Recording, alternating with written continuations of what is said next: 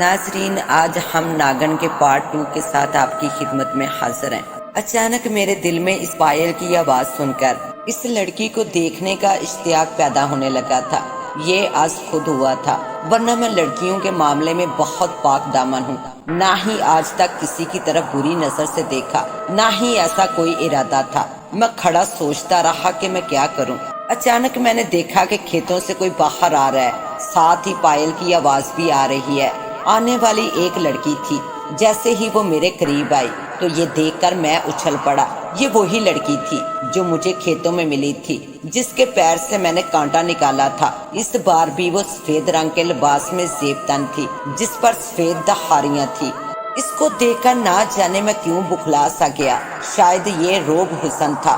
तुम्हारा नाम काशिफ है ना? जी, मगर आपको कैसे पता? मैंने चौंक कर पूछा। मैं ये कहने आई हूँ कि परशु की हवेली में जाना ठीक नहीं है। क्यों, वहाँ कोई खतरा है क्या? मैं घबरा सा गया। एक तो तुम सवाल बहुत करते हो। हाँ, आज वहाँ छापा पड़ने वाला है।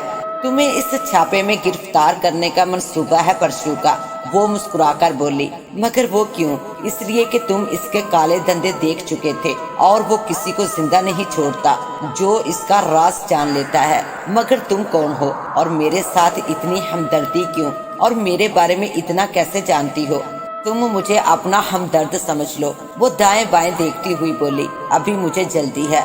अगर मुझसे मिलना चाहो तो आज रात 12 बजे निरंजन लाल की हवेली में आकर मिल सकते हो। इतना जान लो कि पहली बार भी बस में चढ़ने से मैंने ही रोका था। इतना कहकर वो जाने ही लगी थी कि मैंने इसको रोक लिया। एक बात और, मैंने इसकी तरफ देखते हुए कहा। कहो। वो मेरी तरफ मुड़कर बोली। मैं अगर इधर नहीं गया तो किशन कुमार नाराज होगा। मेरी बात पर वो मुस्कुराई और कुछ तवक्कुफ के बाद बोली। किशन कुमार कुछ नहीं कर सकता और ना ही करने के काबिल रहेगा। इतना कहकर वो तेज तेज कदम उठाती हुई जहाँ से आई थी उसी तरफ मुड़ गई।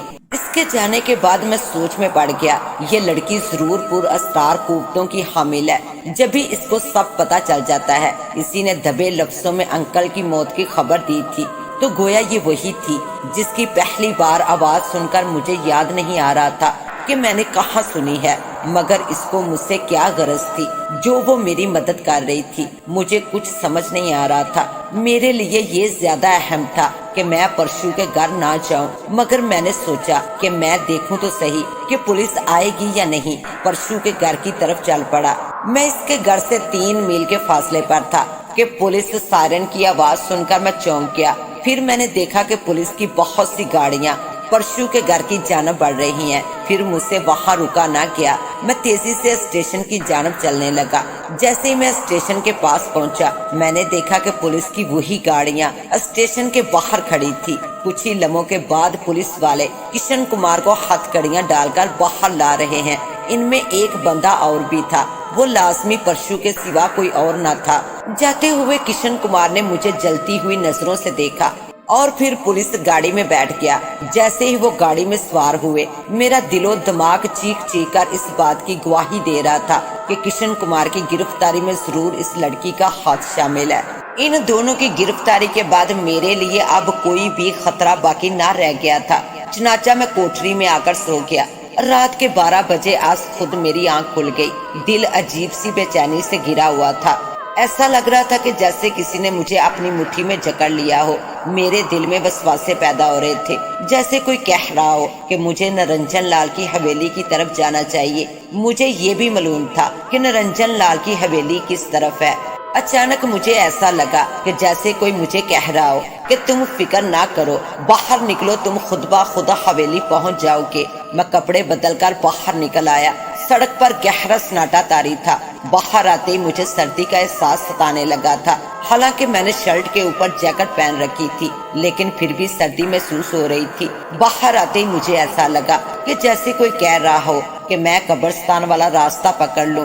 कब्रिस्तान वाला रास्ता पकड़ते ही मुझे ऐसा लगा कि जैसे कोई मेरी रहनुमाई कर रहा हो। जैसे ही मैंने कब्रिस्तान को अबूर किया, सामने एक कच्ची सड़क थी। मैं उस सड़क पर चलता चला गया। जैसे ही मैंने सड़क अबूर की, सामने एक तवील सा मैदान था और हवेली उस मैदान के अंदर मौजूद थी। मैं मैदान के अंदर चला गया। वो हवेली खासी पुरानी थी। इसका रंग व रोगन जगह जगह से उखड़ चुका था।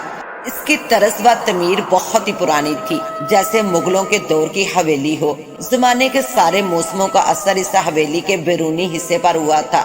اس حویلی کے سامنے کا پھاٹک ٹوٹ کر آدھا زمین کے اندر تھا اور آدھا باہر جھول رہا تھا۔ میں پھاٹک کے باہر کھڑا سوچ ہی رہا تھا کہ اندر جاؤں یا نہیں۔ اچانک ایک خوبصورت سی آواز میرے کانوں سے ٹکرائی۔ یہ آواز اسی لڑکی کی تھی۔ آواز سن کر مجھے ایسا لگا کہ جیسے کسی نے ویرانے میں دل سوز ساز چھیڑ دیا ہو۔ کاشف اندر چلے آؤ، وہ آواز مجھے ویرانے میں سنائی تھی۔ میں نے بغیر سوچے سمجھے پھاٹک کے اندر قدم رکھ دیا، اور جیسے ہی میں نے پھاٹک سے گزر کر اندرونی ہال میں قدم رکھا، اندر کا منظر دیکھ کر میری آنکھیں پھٹی کی پھٹی رہ گئی۔ اندر کا منظر بیرونی منظر سے بے حد مختلف تھا۔ اندرونی ہال کی سجاوٹ بہت زیادہ شاہانہ طریقے سے کی گئی تھی۔ پیسے کا بہت استعمال مجھے یہاں نظر آیا تھا۔ ہال کی ہر چیز نہایت قیمتی تھی۔ میں ادھر ادھر دیکھنے لگا مگر وہ مجھے نظر نہ آئی۔ کاشف مجھے اپنے عقب سے آواز سنائی دی تھی۔ میں چونک کر پلٹا تو میرے سامنے کھڑی تھی۔ اس کو دیکھ کر میری ریڑھ کی ہڈی میں سنسناہٹ دوڑ گئی اور میری نظریں آج خود جھک گئی۔ اس نے سرخ رنگ کی ریشمی ساڑی باندھ رکھی تھی جس کا بلاؤز بہت تنگ تھا۔ اس کو دیکھ کر ایسا لگ رہا تھا جیسے کہ کوندتی بجلیاں بلاؤز سے باہر آنے کے لیے بےتاب ہوں۔ واقعی وہ قدرت کے بنائے سانچے میں ڈلی تھی۔ میں ایک بار پھر اس کے سحر میں ڈوب گیا تھا۔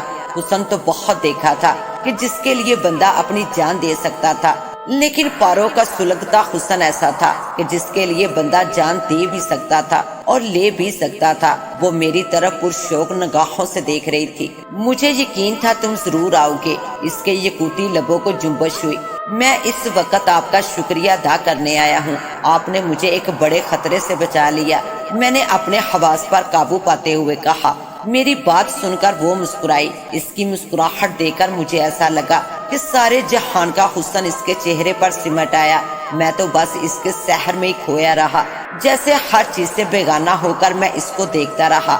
اچانک اس کی آواز پر میں ہوش و حواس میں واپس آ گیا۔ وہ کہہ رہی تھی، آپ کا درد ہمارا درد ہے۔ پرشو اور کشن کمار کی کیا مجال، اگر انہوں نے تم کو دوبارہ تنگ کیا تو مارے جائیں گے۔ وہ غضبناک ہو کر بولی، کیا مطلب ہے تمہارا؟ میں چونک پڑا۔ اتنی بھی جلدی کیا ہے؟ ہر بات کا مطلب جان لو گے۔ وہ مسکرا کر بولی، تم کون ہو؟ اپنے بارے میں تو کچھ بتاؤ۔ وقت کا انتظار کرو، وقت آنے پر سب جان جاؤ گے۔ اس کے خوبصورت لبوں پر مسکراہٹ تھی۔ تمہارے ماں باپ کہاں ہیں؟ میں نے اس سے پوچھا۔ میری بات سن کر وہ چند لمحے تک خاموش رہی، پھر اس کے لبوں پر ایک اداسی مسکراہٹ دوڑ گئی۔ میرا اس دنیا میں کوئی نہیں ہے، میں اس حویلی میں بالکل اکیلی رہتی ہوں۔ اب تم آگے ہونا، میری تنہائی اور اکیلا پن سب دور ہو جائے گا۔ اس کی بات سن کر میرے دل میں مٹھائی کی ایک پوری دکان کھل گئی۔ میرے دل میں خوشی کے شادیانے بج اٹھے۔ ایک نہایت خوبصورت لڑکی میرے ساتھ وقت گزار کر اپنا اکیلا پن ختم کرنا چاہتی ہے۔ میں نے اپنی خوشی کا اظہار اس لیے نہیں کیا۔ اس نے آگے بڑھ کر میرا ہاتھ پکڑ لیا۔ جیسے ہی اس نے میرا ہاتھ پکڑا، میرے پورے جسم میں ایک خمار سا دوڑ گیا۔ ہاتھ پکڑ کر اس نے مجھے صوفے پر بٹھا دیا اور خود میرے برابر میں بیٹھ گئی، اتنی پاس کہ اس کے جسم سے نکلنے والی خوشبو بھی مجھے محسوس ہونے لگی تھی۔ کچھ کھاؤ گے؟ وہ مسکرا کر بولی۔ نہیں، اس کو اتنا پاس دیکھ کر میرا لہجہ اٹکنے لگا تھا۔ کچھ پیو گے؟ نہیں، بس تم سے باتیں کرنا چاہتا ہوں، میں نے بدستوار اسی لہجے میں جواب دیا۔ تو اپنی باتیں کرو نا، وہ اٹھ کر بولی۔ میں بہت جلد ہی اس سے بے تکلف ہو گیا، اس کو اپنے بارے میں سب کچھ بتا دیا۔ میری کہانی سن کر اس کے چہرے پر میرے لیے ہمدردی نظر آنے لگی۔ رات گزرتی گئی، پل پل گزرتی رات اور حسین ہوتی چلی گئی۔ مجھے یوں لگ رہا تھا کہ جیسے کہ چڑھے ہوئے سمندر میں تیر رہا ہوں۔ سمندر اور غضبناک ہوتا جا رہا تھا۔ رات 3/4 گزر گئی تو میں مجبوراً اٹھ کھڑا ہوا۔ وہ مجھے دروازے تک رخصت کرنے آئی۔ کل آؤ گے نا؟ اس کی آواز میں خمار موجود تھا۔ ضرور، اب تو زندگی محال ہے تمہارے بغیر، میں نے اس کی جانب دیکھتے ہوئے جواب دیا۔ میں انتظار کروں گی، لیکن 12 سے پہلے مت آنا۔ وہ مسکرا کر بولی۔ بقیہ رات میں نے اپنی کوٹری میں آ کر آنکھوں ہی آنکھوں میں کاٹ دی تھی۔ دوسری صبح میرا کسی کام میں دل نہیں لگ رہا تھا، بس رہ رہ کر اس کی یاد ستا رہی تھی۔ ہر جگہ بس مجھے وہی دکھائی دے رہی تھی۔ شاید مجھے اس سے محبت ہو گئی تھی۔ جیسے ہی رات ہوئی میری بے قراری بڑھ گئی اور میں پھر حویلی جا پہنچا۔ آج کی رات وہ مجھ پر ضرورت سے زیادہ ہی مہربان تھی۔ وہ مجھے کھانے کی میز پر لے گئی جہاں دنیا جہان کی نعمتیں موجود تھی اور میں نے پیٹ بھر کر کھایا، لیکن اس نے کھانے سے انکار کر دیا تھا۔ میں صرف دودھ پیتی ہوں۔ بس اس کے لبوں پر مسکراہٹ تھی۔ کیوں دودھ ہی کیوں؟ میں نے حیرت سے پوچھا۔ میرے سوال پر وہ ایک لمحے کے لیے گھبرا گئی۔ دوسرے ہی پل وہ مسکرا کر بولی، اگر یہ سب کھاؤں گی تو موٹی نہ ہو جاؤں گی۔ اس کا لہجہ شوق تھا۔ نہ جانے کیوں مجھے ایسا لگا کہ اس کی آواز اس کے چہرے کا ساتھ نہیں دے رہی تھی۔ چہرے پر گھبراہٹ صاف دکھائی دے رہی تھی۔ اس کی بات پر میں نے خاموشی اختیار کر لی۔ میں کچھ نہیں کھا رہی، اس لیے تم خاموش ہو گے۔ وہ لگاوٹ سے میرا ہاتھ پکڑ کر بولی، نہیں نہیں ایسی بات نہیں ہے۔ میں گھبرا کر بولا۔ پھر وہ اٹھ کر بولی اور میرے نزدیک آ گئی۔ وہ اس قدر پاس آ گئی کہ اس کے جسم سے اٹھنے والی پرفیوم کی مہک مجھے محسوس ہونے لگی تھی۔ اچانک اس نے اپنی مرمری باہیں میری گردن میں ڈال دی اور مسکرا کر بولی، جانو کیا تم مجھے اپنے ہاتھوں سے دودھ نہیں پلاؤ گے؟ وہ مجھے نہایت خمار آلودہ نگاہوں سے گھورتی ہوئی بولی۔ میں بھی اس کے حسن کی گرمی سے بے بس ہو گیا تھا اور جٹ سے دودھ کا گلاس اٹھا کر اس کے ہونٹوں سے لگا دیا۔ اس نے ایک ہی سانس میں سارا دودھ پی لیا اور دودھ پینے کے بعد بولی، کاشف میں تم سے بے حد پیار کرنے لگی ہوں۔ کاش ہم دونوں کبھی ایک ہو سکتے۔ اس کی آواز میں ایک عجیب سا درد تھا۔ اس کی آواز میں چھپا درد محسوس کر کے میں بے چین ہو گیا۔ میری اس سے ملاقات زیادہ پرانی نہ تھی، مگر مجھے ایسا لگ رہا تھا کہ میں برسوں سے اس کو جانتا ہوں۔ میری اس سے شناسائی صدیوں کی ہے۔ اس کی باہیں بدستوار میری گردن میں تھی اور آنکھیں مجھ پر تھی۔ ہاں، مجھے پانے کے لیے تم کو امیر بننا ہوگا، وہ سنجیدگی سے بولی۔ اس کی بات سن کر میرے سارے ارمانوں پر اوس پڑ گئی۔ مجھے مایوس دیکھ کر وہ مسکرائی اور بولی، مایوس مت ہو، میں تم سے بہت پیار کرتی ہوں۔ ایک طریقہ ہے جس سے تم بہت امیر بن سکتے ہو، پھر ہم ایک ہو سکتے ہیں۔ وہ میرے بالوں کو سہلاتی ہوئی بولی، کون سا ایسا طریقہ ہے جس کو اختیار کر کے میں دولت کما سکتا ہوں؟ میں نے بےتابی سے کہا، نہیں چھوڑو، اس میں جان کا خطرہ ہے۔ اس کے لہجے میں تشویش تھی۔ تم کو پانے کی خاطر میں کوئی بھی خطرہ اٹھا سکتا ہوں، میں نے اس کی آنکھوں میں دیکھتے ہوئے بولا۔ سچ، اس کی آنکھوں میں دیپ جل اٹھے تھے۔ ہاں، میں بھی مسکرایا۔ تو تم مجھ سے کتنا پیار کرتے ہو؟ اتنا کہہ کر وہ مجھ سے لپٹ گئی۔ بتاؤ کیا طریقہ ہے؟ میں نے اس کو خود سے الگ کرتے ہوئے پوچھا۔ آج نہیں کل، مگر تم ایک وعدہ کرو، تم یہ راز کسی سے نہیں کہو گے۔ میں وعدہ کرتا ہوں، لیکن ابھی بتا دو نا۔ نہیں، ابھی نہیں، کل۔ کل پورن ماشی کی رات ہے اور ناگ دیوتا اپنے چاہنے والوں کو درشن دیتے ہیں۔ کیا تم ناگ کی پجارن ہو؟ میری بات سن کر وہ اسے بالکل ہی نظر انداز کرتی ہوئی بولی، کیا تم ان باتوں میں وقت ضائع کرتے رہو گے؟ دیکھو، رات گزرتی جا رہی ہے۔ اس کا لہجہ مدہوش کن تھا۔ اس کا مفہوم سمجھ کر پھر میں نے کوئی بات نہیں کی اور اس کا مرمری ہاتھ تھام کر اٹھ کھڑا ہوا۔ رات کے تیسرے پہر نہ چاہتے ہوئے بھی میں نے اس کو الوداع کہا اور حویلی سے باہر نکل آیا۔ میں نہیں جانتا تھا کہ کوٹری میں ایک اور آفت میری منتظر ہے۔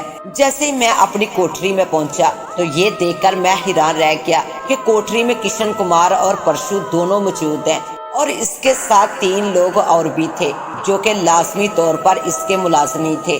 ہم کب سے تمہارا انتظار کر رہے ہیں، تم اب آؤ گے کہ تب آؤ گے؟ پرشو مسکرا کر بولا۔ پرشو اور کشن کمار کو دیکھ کر ایک لمحے کے لیے تو میں گھبرا گیا، پھر میرے چہرے پر حیرت دار آئی تھی۔ میرے لیے یہ نہایت تعجب کی بات تھی کہ یہ دونوں چھوٹے کیسے۔ میرے چہرے پر حیرت دیکھ کر پرشو بولا، پریشان مت ہو ببوا، پولیس تو ہماری یار ہے، بس کچھ پیسے خرچ کرنے پڑے تھے اور پھر ہم باہر۔ اس کے لبوں پر مسکراہٹ تھی۔ پرشو جی، اس کو مار کر اسی جگہ گاڑ دیتے ہیں تاکہ پھر کوئی ہمارے خلاف سر نہ اٹھا سکے، کشن کمار نے کہا۔ بات تو ٹھیک ہے، ویسے بھی یہ ہمارا راز جان چکا ہے اور اسی نے پولیس میں مخبری کی ہے، پرشو نے مسکرا کر کہا۔ میں نے کوئی مخبری نہیں کی پرشو جی، جھوٹ بولتا ہے یہ پرشو جی، کشن کمار غصے میں گرایا۔ اچھا تو ایسا کرتے ہیں، اس کو جان سے مار دیتے ہیں، پرشو نے کہا۔ نہیں نہیں، میں گھبرا گیا۔ تو فکر مت کر ببوا، جان بہت پیار سے نکلتی ہے۔ جو میرے ساتھی ہیں بندے کو ایسے مارتے ہیں کہ اس کو پتہ بھی نہیں چلتا۔ پرشو کے ہونٹوں پر عجیب سی مسکراہٹ تھی۔ پرشو کی بات سن کر میرے حلق سے چیخ نکل گئی۔ وہ تینوں گنڈے میری طرف بڑھنے لگے تھے۔ میں پیچھے ہٹنے لگا، ہٹتے ہٹتے میں دیوار سے جا لگا۔ مجھے اپنی موت کا یقین ہو چلا تھا۔ میں نے آنکھیں بند کر لی اور دعا شروع کر دی۔ اچانک مجھے ایک تیز چیخ کی آواز سنائی دی۔ میں نے گھبرا کر آنکھیں کھول دی۔ میری آنکھوں کے سامنے نہایت ہی خوفناک قسم کا منظر تھا۔ ایک سفید رنگ کا سانپ جس کی جلد پر سیاہ دھاریاں موجود تھی، پرشو کے ایک گنڈے کی گردن سے لپٹا ہوا تھا۔ یہ وہی سانپ تھا جو اس دن میں نے کھیتوں میں دیکھا تھا جب میری اس لڑکی سے ملاقات ہوئی تھی۔ وہ گنڈا جس کی گردن سے سانپ لپٹا تھا بری طرح سے چلا رہا تھا۔ اس کے دوسرے ساتھی بھی سانپ کو دیکھ کر چلا رہے تھے۔ میں دہشت بھری نظروں سے یہ منظر دیکھ رہا تھا۔ اچانک اس سانپ نے اس گنڈے کی گردن پر ڈس لیا۔ اس کے حلق سے دل خراش چیخ نکلی اور وہ فرش پر گر پڑا۔ اس کے گرتے ہی سانپ نے دوسرے بندے پر حملہ کیا تھا۔ اس کا بھی یہی حال ہوا تھا۔